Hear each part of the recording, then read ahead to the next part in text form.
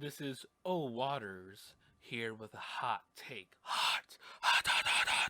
Hot take. Only hot takes. I only have opinions that are contrarian and opinions that are meant to start drama and, stir up controversy, right? Just hot, the hottest takes.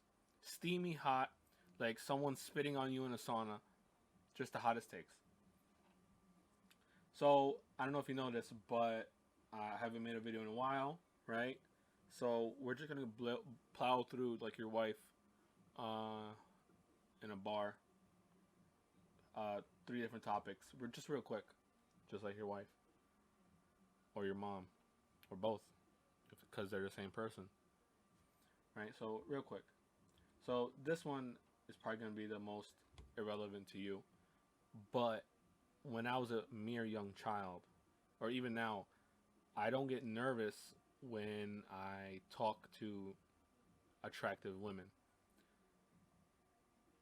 I'm not saying I'm a player. It's just that to me, the idea that you're better than me, right? Because that's what it is. Like, oh, she's out of my league. She's too pretty. All these self doubts. I didn't really like. I didn't. Obviously, I'm attracted to attractive looking women or men. Because I'm non-binary. I'm super straight. But like, I was never like I never had that inferiority complex where I was like, oh man, I'm too pretty. I'm too pretty. She's too pretty. I can't talk to her. I never had that. I'm not bragging. That's just how I operated. And the only time I was really ever nervous talking to a girl was when they had nice breasts and they were my age. If they were a teacher, obviously I didn't give a shit. I didn't see them as they didn't really arouse me. Like I was aroused. Like I that's the only way I could describe it, right? And then that made me nervous, right? But I can count on my hand. You can't see my hand, but I'm holding up two. There's only like two girls where I was aroused like that, right? But another one is when they wear this, and this only happened once, right? I don't really see girls wearing this often, like at all. Mostly they're all wearing yoga pants, and that doesn't. To me, that's just nasty. I don't really. I mean, I might come off as a Puritan, but I really don't like women wearing that. I just find it nasty. Yeah, if they have a nice butt, it looks good, but to me, like, I don't see that as something I like to look at. You know what I mean? Whatever. But this is another thing that gets me aroused.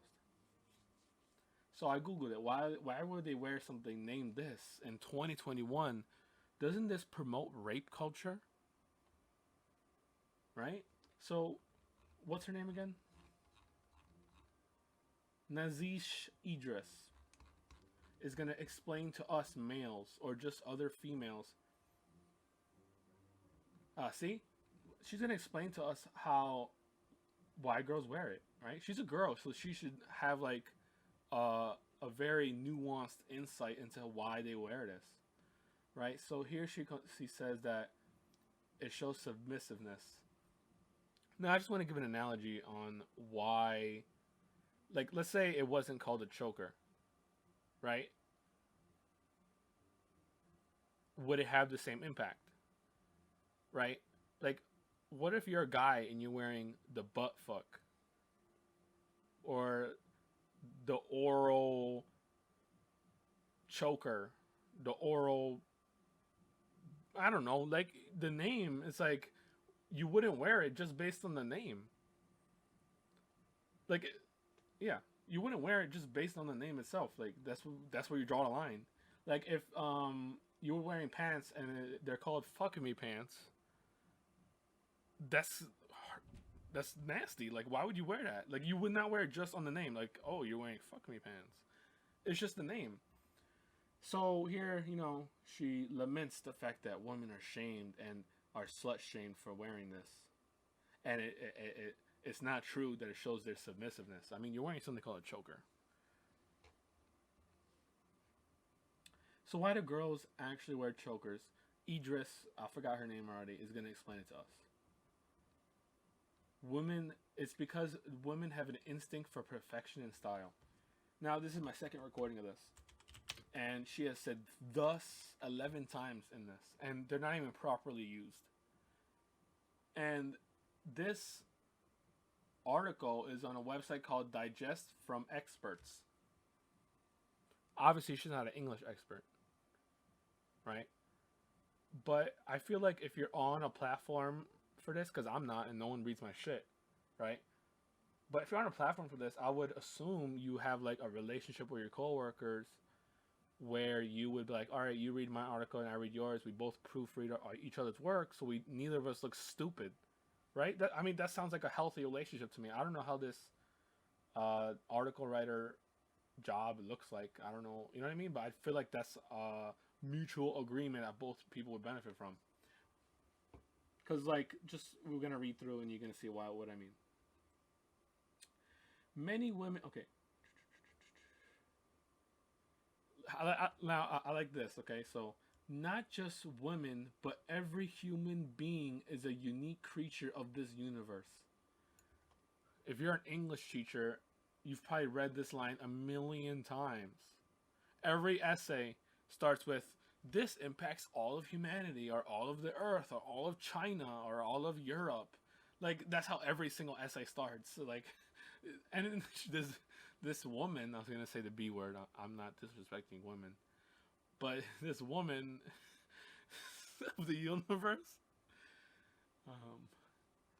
one needs to remember that there are some biological demands that your psyche is bound to fulfill. Yeah, I'm sure when a woman wears this, that she is projecting something, right? And that projection arouses me. But Idris is correcting me because, well, obviously I believe it's wrong. But she says it's a desire for perfection, not what I think it is. Why don't you just wear a necklace then? Why you gotta wear something called this? A choker. Why you gotta wear that? It is found out. What do you mean? Is it found out? Is there like a research on this? Is there any statistics on it? I don't know. I don't even know how you would. Like, how would you find that out? It is found out that a feeling of perfection is always triggered when a woman is aware that she has a trendy and latest kind of accessory around her neck. Now, I want to note the word trendy. Trendy means you're following something that a lot of people are doing. And this is a theme that runs in this really horrible 10-point essay. So this whole number 2 is basically her trying to say that it's a survival mechanic to want to fit in, right? To fit in a society, to conform, right? So she won't be bullied and mocked for not having it. I don't know, I'm not a woman, I'm not going to pretend I am, but I didn't know women were shaming other women for not having this. I didn't know that. I'm sorry. This is the real reason why. Catching the attention of people. Now, here's where it's bullshit, okay? It's a showing of fearlessness. Now, I want to illustrate the fact that when someone conforms, it is almost the complete opposite of being fearless. You're conforming to the environment, because otherwise, if you didn't conform, you would be pushing out and being like against the society. So conforming is not a sign of fearlessness. It's actually the complete opposite. It's a sign of complicitness, of complacence, right? Just conforming. And so this is automatically contradictory, because she's saying like, oh, you're bold for wearing it, but point number 5 and point number 2 illustrate that she's being shamed too. So the fact that she's conforming to people who are fighting her to wear it shows that it's actually not something fearless. In fact, it shows that she's a coward. If you're a coward for conforming against something that you disagree with personally. Now, I'm not going to sit here and tell you that conforming is always a bad thing. I'm not those people who think that everyone's like this super individual person, you know, we're all just super capable of everything. There's a limit. You do live with other human beings. You can't just be 100% individualistic. and that's not always something that you strive for. Being valued in your neighborhood or community is always something good. So, but I'm just saying, when you conform, it's not something that makes you fearless. It's the complete opposite, right? Now, number eight is also right. When I see a woman with a choker, that's I know what her role is gonna be. Stepping on me, obviously, right? Again, she makes it risk taking. Now, again, she says risk taking, but she's already established that it's something that she's being peer pressured to do. So what's the risk that she's taking by conforming? You understand what I'm saying? She's saying that she'll be bullied if she doesn't wear it, but then twice she says that she's taking a risk or she's being fearless. It's a complete contradiction. It's just like really bad writing and inconsistent. Now I'm passing by her image and her name, and she's a doctor. She's a doctor. It's like she's a psychologist. Listen, I don't want to, you know, point hate towards someone. Maybe she just did this just to get the paycheck. But then again, this has to be like a side job for her, because if she's a doctor, she's a doctorate, a PhD, and she's a psychologist. Dude, just talk to some patient for 30 minutes. I feel like she would have made way more money in 30 minutes talking to someone with good insurance. You know what I mean? Like, she would have made, like, this is not valuable for her time. This was something she did on her own free time. I guess this was for fun.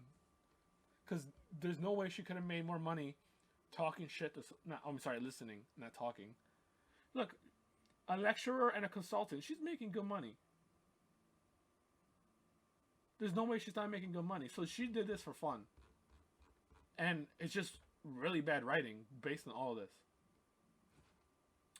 But you know, I'm not trying to shit on anybody, even though I just did. But whatever.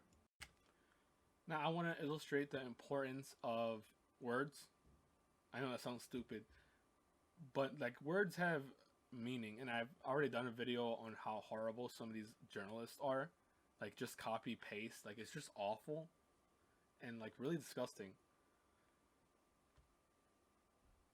But like, words have meaning. So, you know, for example, I'll give you two examples. One, racist, right? A racist is a person who believes their race, or a race, sometimes it's not even their own race. Sometimes, you know, people don't even think their own race is the race. But a race is superior to another one in whatever X or Y. Right? But when you go out and accuse people of having that idea based on an action they took or something they said, but then that doesn't necessarily prove it, then you're kind of like ruining the word, because you're making an accusation, but the accusation isn't concrete.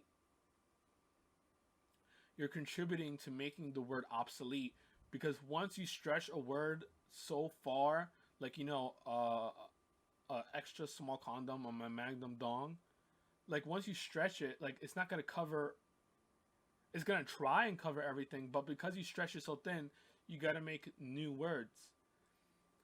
Another example I have is pay to win, right?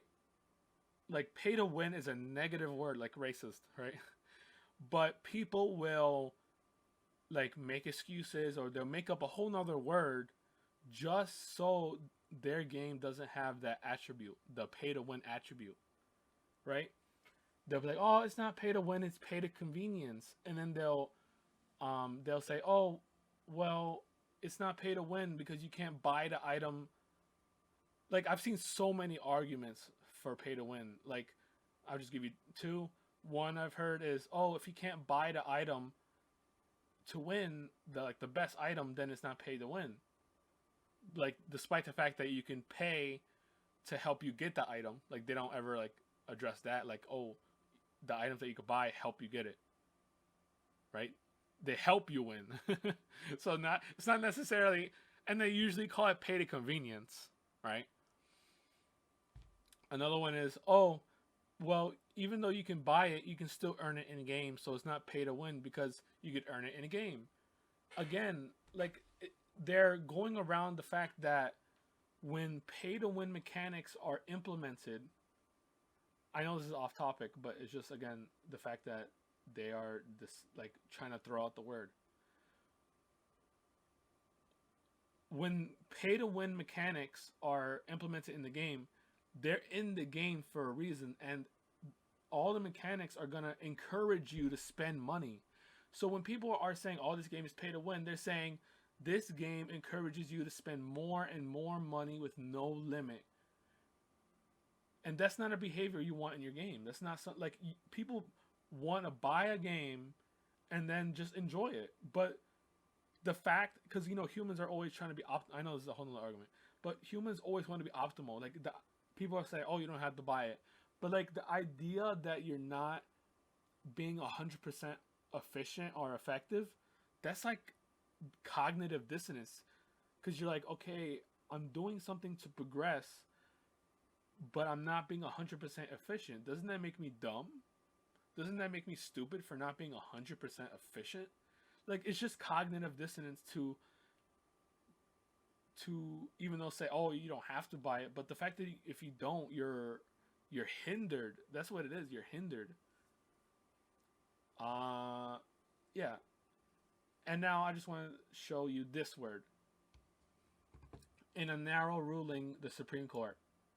Okay, so there are 9 Supreme Court justices. When you hear the word in a narrow ruling, what ratio do you think it is?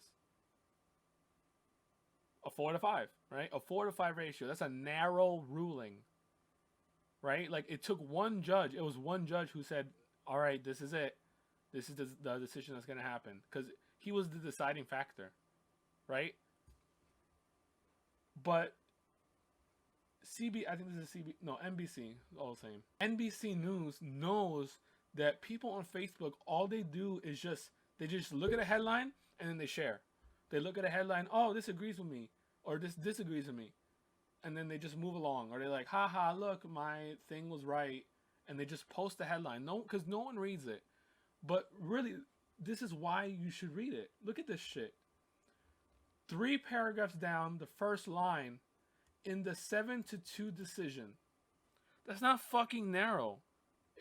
It's really annoying and really disgusting how it'll say 7-2 and then call that a narrow ruling. That's not fucking narrow.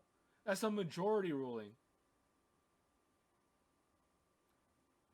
A narrow ruling means that it was a close call. Like it was one dude, or depends on how the ratio is. Like, you know what I mean? Like, it was like a couple of people. Like, it was very close. It was almost a tie. That's the best way I can put it. And almost a tie. But it's a 7-2. That's not a fucking narrow, okay? I hate that shit. Alright. That's just to show that even though, like, they just fucking lie. It's really annoying. They lie in the headline just to get attention. Okay, next one. Now, this is another, I know you guys miss it, but I have to give you the public service announcement. Wear your mask. If you're listening to me, please put on your seatbelt. Just put on your seatbelt. I know you're sitting at home in your chair, but you need to put on your seatbelt. You never know when you could just be listening to me and just blow up. You can never be too safe. Never, ever be too safe. So the CDC, they finally put out a guideline.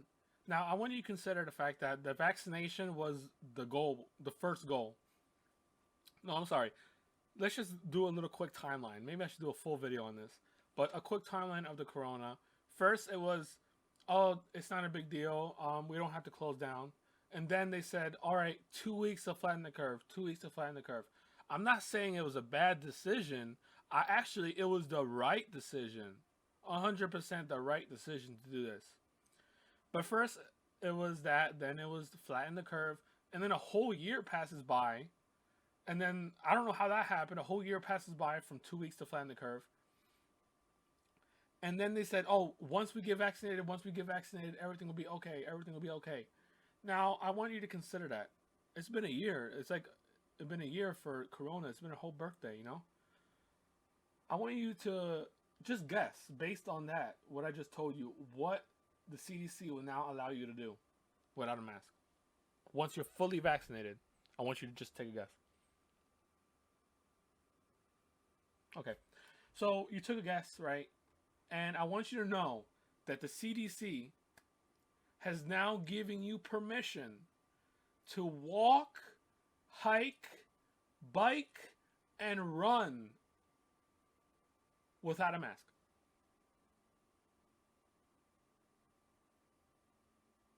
Thank you, CDC. Thank you.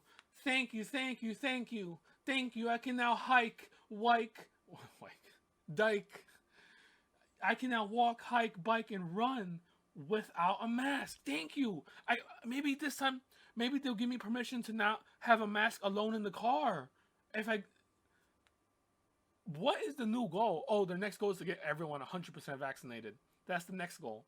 It wasn't just to get vaccinated, it's to get everyone vaccinated. That's the next goal. Okay? So I just want you to consider, like, let's say you agree. You agree that we should have locked down. We should have, kept everybody inside. Let's say you agree with that. But at the same time, you have to consider that these people are adults, just like you are. So, and they get paid through your tax money. So what gives them the authority to close down your business? You pay taxes so they can tell you not what to do? That's what's happening. You pay taxes, your hard-earned taxes go to people who tell you what you should and should not do with your life. Let's say they didn't. Let's say they said, all right, you're an adult, I'm an adult. I'm not going to tell you not to go outside. Maybe you shouldn't go outside, but you're an adult. You should do whatever the hell you want. You pay your taxes, and then you go outside, and then you die to Corona. Let's just say that. Now, people will be quick to say, oh, natural selection. I can't believe I've seen people say that. When people died of Corona after they said, oh, Corona's fake, they'll post like a tweet of them saying, oh, Corona's fake. And then a tweet of the person like dying and their family's mourning. And they'll be like, natural selection. And it's like, first of all, natural selection is not really relevant when we have 3 billion people on this planet. You know what I mean? That's like with a new species of beetle in like the Amazon rainforest that's tumbling down. We have 3 billion, like it's not even relevant. And second of all, sometimes people just die randomly, and that's not even random. That's not natural selection. That's just happen chance. Just people just die. How is that natural selection? And it's just like the smugness. It's just like abhorrent. And then who's to say that you are also not, like, let's be realistic. Those people don't have good genes either. And by the way, all the people that they mock are overweight. I noticed that after like the third time I saw it. I was like, holy shit. First it was the Metropolitan bus driver, and it didn't occur to me. That happened like all the way in March. And then another one, and then a third one. That's where I said, holy shit.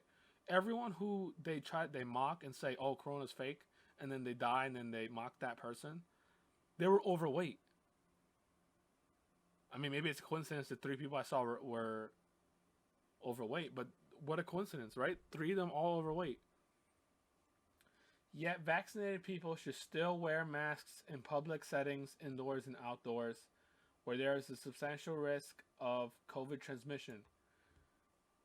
Now, I'm not saying, I don't want to question the authorities because I'm not an authority on this, and I don't want to question the CDC, but I do have a question. If the Corona thing is, if the vaccine is supposed to protect me, why should I worry about the transmission?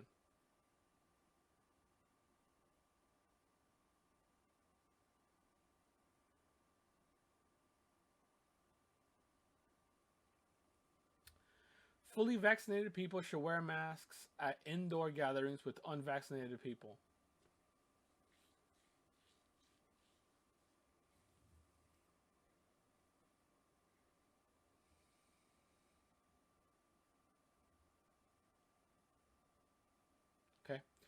Now we're gonna deviate from this for a little bit because I think I've said what I gotta say about it. But I just want to note that there's 3 writers on this: Betsy McKay, Sabrina Siddiqui, and Caitlin McCabe on the job. Okay. Now, 3 people wrote this. I want you to consider, but just read this, okay? They follow mounting scientific evidence indicating the risk of infection is low outdoors, especially among people who are vaccinated. The risk of transmission by vaccinated people is low, evidence shows. Now, the reason I'm pointing out these 3 girls' names, or I don't care if they were guys, I just wanted to point that there's 3 people who wrote this. They provide no links. They provide no references. What scientific evidence? You didn't provide a link. What evidence shows this is like, it's like, let's just say Betsy. She's the first girl there. Let's say Betsy wrote that paragraph, and then she told Sabrina, can you? I forgot to provide the link. Can you do the hyperlink for this? Evidence shows, because evidence shows exactly where you would do the hyperlink. I know that's what I would do. I would be like, all right, I'm gonna write evidence shows, and then I would provide the evidence. And then Sabrina was like, I got my 3 baby daddies coming over. Caitlin McCabe, you got this. And then Caitlin's like, I'm getting dick tonight. That's what's happening. And then none of them did it. 3 people wrote it, but none of them did any hyperlinks for evidence. Let's say it does not matter if like this is like the 10th article where you would link it. And like, people should already know by now where to go. If you're referencing science, you have to just reference it. Just have a bookmark on it. It's super simple. I have tons of bookmarks.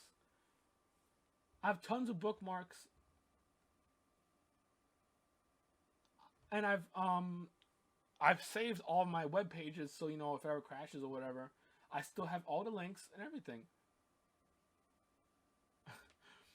And once you're fully vaccinated, you can go without a mask when you're outside and away from big crowds. Where are the big crowds forming? Right? Away from big crowds. How's that big crowd even there if we're all supposed to avoid each other? Again, increasing evidence, no links. Here we go, a link. Let's just highlight all the parts that would need evidence, where they cite this theoretical piece of evidence without citing it. Said increase evidence, what evidence?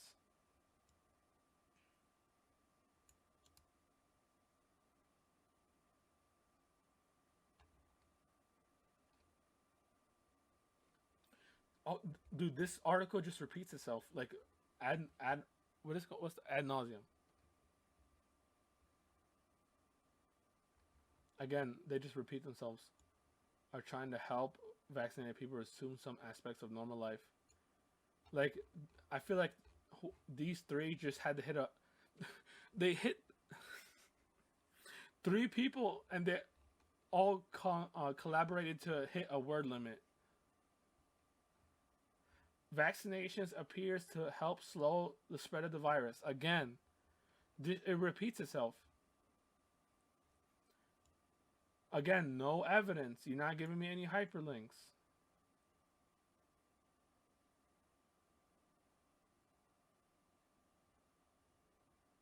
So hold on. Look, right here. And not only, even when they reiterate themselves, they give a little tit for you to tap. More than a year of research, which you're not providing, because I guess it's too much work for three employees, have shown that the risk of catching the virus drops considerably outdoors. So why do we have to wear a mask outdoors?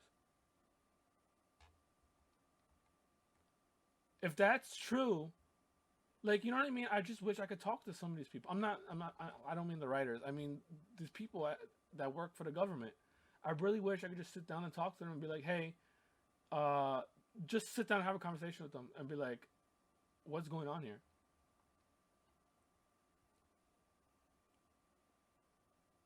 Here we go. Their first link in like a couple of paragraphs. that 5 studies found that less than 10%. Holy dude, they are providing evidence, and then look at that evidence. I'm just reading from this article, dude, and it's just like only 10%, according, again, we're taking their word for it, only 10% of the transmissions have come from outside. But they don't want us to congregate. That's probably why they let the riots happen, right? Because they're all outside. But what about when they're inside looting? That's weird.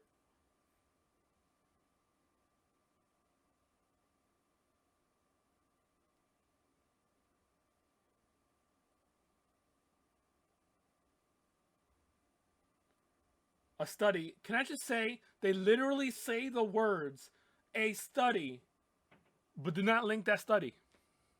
Come on, Siddiqui and Caitlyn Jenner and Betsy. Come on, Betsy. With a name like that, you have to work a little harder. Betsy is a writer's name. So write a little harder, please, with some links.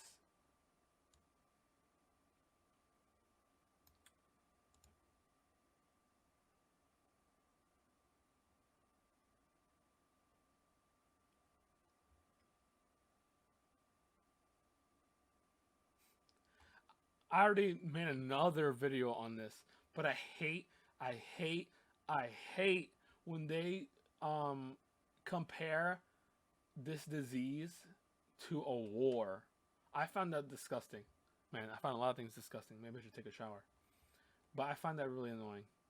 It's just like you're comparing that to a war, and you're saying I wrote an article on it, and at the end of the article I said I'm proud to be wearing my napkin over my face as a to contribute to this war or some shit. That's what I said.